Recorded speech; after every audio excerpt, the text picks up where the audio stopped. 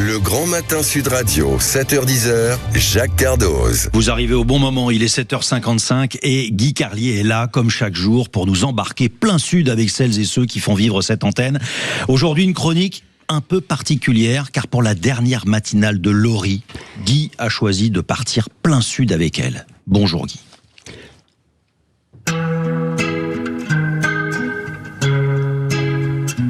Bonjour Jacques, bonjour à tous. Je vais vous raconter une scène qui s'est déroulée cette nuit.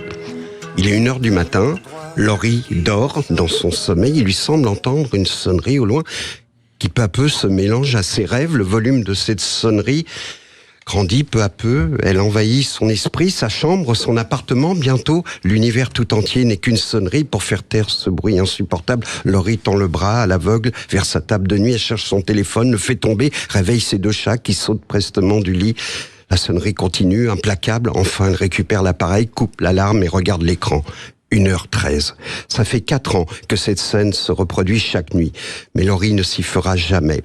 Rassurés, ces deux chats, Cali et Gribouille, viennent se lever contre elle en ronronnant, car ce réveil nocturne annonce surtout l'ouverture de leur sachet de pâté.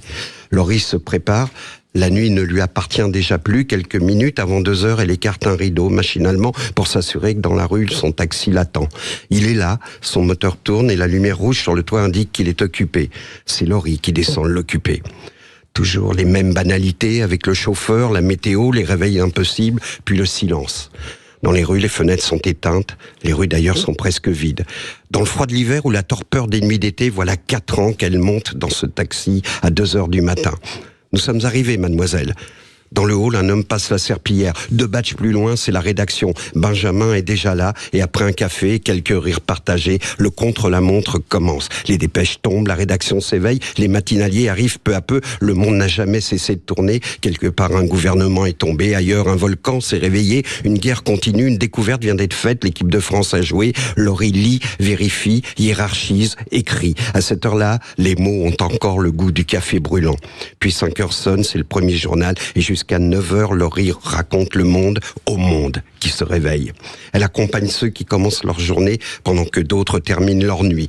Laurie Leclerc est une messagère du matin. Il y a quelque chose de profondément noble dans cette mission. Pourtant, rien ne la destinait vraiment à la radio. Après un bac scientifique, elle choisit la psychologie clinique, master 2 en poche. Elle apprend à écouter les autres, à comprendre ce qui se cache derrière les mots, derrière les silences, derrière les apparences. Avec le recul, c'est déjà une école de journalisme. Puis un soir, à des milliers de kilomètres d'ici, dans un karaoké du Nouveau-Mexique, elle prend un micro. Une scène ridicule quand on y pense. Mais les grandes vocations naissent parfois dans les bibliothèques. La sienne est née entre 2 chansons de karaoké. Elle ne lâchera plus jamais ce micro. Après RTL, les grosses têtes, les radios d'autoroute, les chroniques, les podcasts, les reportages, la voilà à Sud Radio. Sa voix entre dans la maison, mais ne vous y trompez pas. Derrière la journaliste rigoureuse se cache une midinette, une amoureuse de la musique. Quelques jours après avoir vibré sur les artistes de sa génération, on la retrouve à chanter Hey Jude à plein poumon au concert de Paul McCartney, parce qu'elle aime tous ceux qui donnent du plaisir aux autres, quel que soit leur âge, quelle que soit leur génération. Sa chanson préférée est Chanson populaire de Claude François. Ce n'est pas un hasard. Elle célèbre, cette chanson, le miracle le plus simple du monde, des inconnus qui se mettent soudain à chanter ensemble. Au fond, c'est exactement ce que Laurie a fait chaque matin. Je viens de faire une chronique presque clinique. J'ai pas mis d'émotion volontairement parce que je ne voulais pas sombrer dans une sorte de voyeurisme. Alors Laurie, je vais te dire un peu la même chose que ce que Rému disait dans La femme du boulanger de Pagnol, quand il n'osait pas parler à sa femme et qu'il parlait à sa chatte, la pomponnette.